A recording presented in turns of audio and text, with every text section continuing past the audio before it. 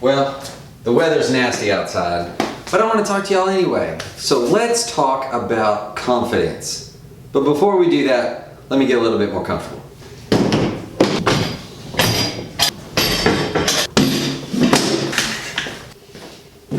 All right, way better.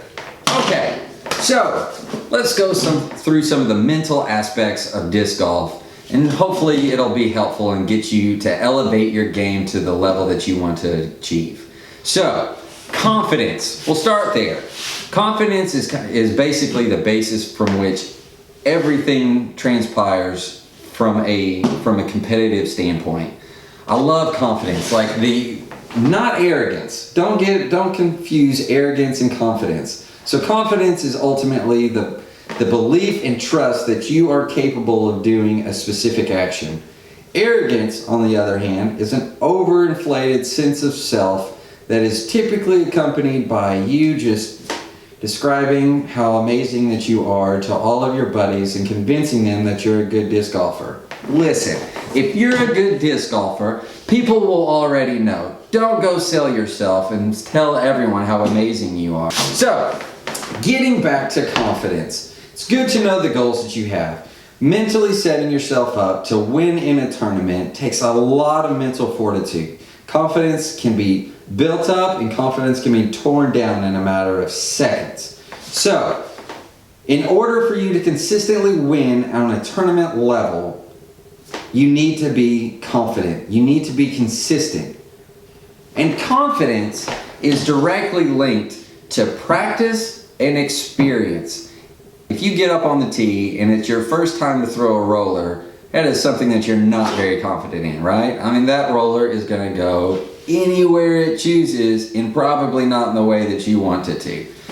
If you've gotten up there and you've thrown rollers so many times and you are so well versed in it, you're coming up to that roller feeling super, super confident that you know exactly where it's going to go. That's the kind of thing that I'm talking about. If you're well experienced, you're going to have the confidence to perform the task that you want to do. So for me, there's different steps to confidence. Number one, get out there and do your field work. So let's unpack practice a little bit. There are different understandings or interpretations of practice. Some people will go to the exact same course, use the exact same 4 discs that it takes to play that course, and they're thinking, hey man, I'm getting in some really good practice.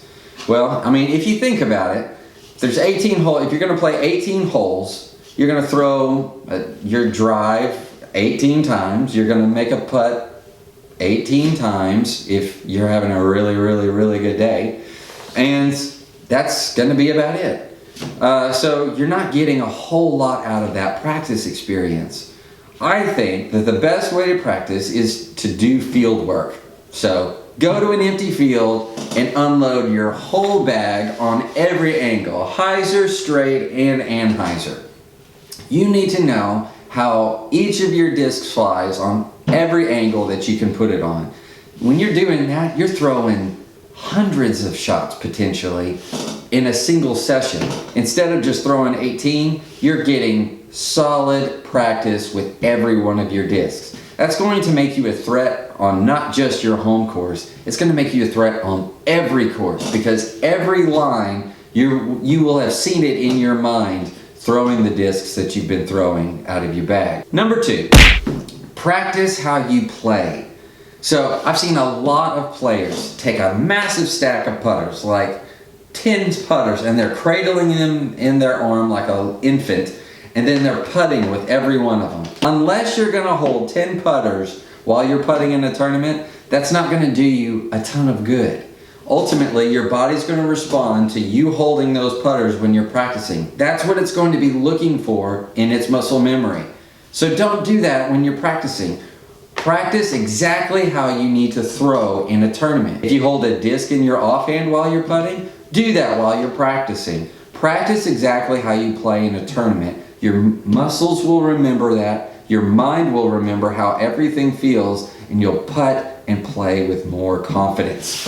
Number 3,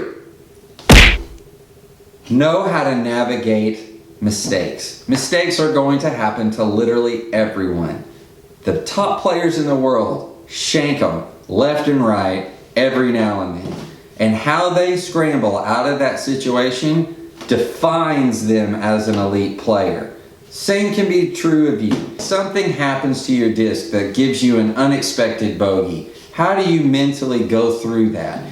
Do you say, wow, that's unfortunate, we need to attack the next shot? Or do you sit there and dwell on it? When you dwell on things, it completely annihilates your confidence. Hang on a second. So if you think about it, so this can be you, right? Confidence can come and go. So if I'm blowing air into this thing, that's practice, right? So you're practicing.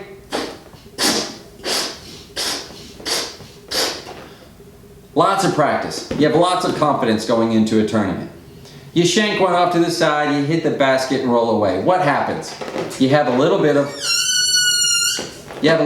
confidence that escapes. The more that you think about it, the more that it's gonna get let out. It's hard to replace that when it starts to snowball in your mind. So, when you build up a bunch of confidence and practice heading into a tournament, some fluke thing happens or you shank a shot, understand that it's gonna rock you just a little bit. Don't dwell on it. Move on to the next shot, move on to the next hole. If you sit there and dwell on it, you're gonna have to try to overcompensate and say, hey, I gotta throw in an ace here to make up for that bogey that I took. And you're gonna do that on hole after hole after hole. You'll start finding that you're gonna just start losing more and more, and you're gonna have that hole that everything goes wrong, and your confidence is shattered. Then you're completely ineffective. Even though you can be an amazing player, I've seen great players lose it on a hole. They can't mentally get over it, they can't get by it, and their confidence is gone for the rest of the round. They're useless. Stop the bleeding, understand that you made a mistake, get out of trouble, move on to the next hole, and remind yourself that you've practiced, you've prepared, and you're a good player that can handle the situation. I hope that you find this helpful. I hope this can help your mental game and help you gain strokes on the field at your next tournament. See ya.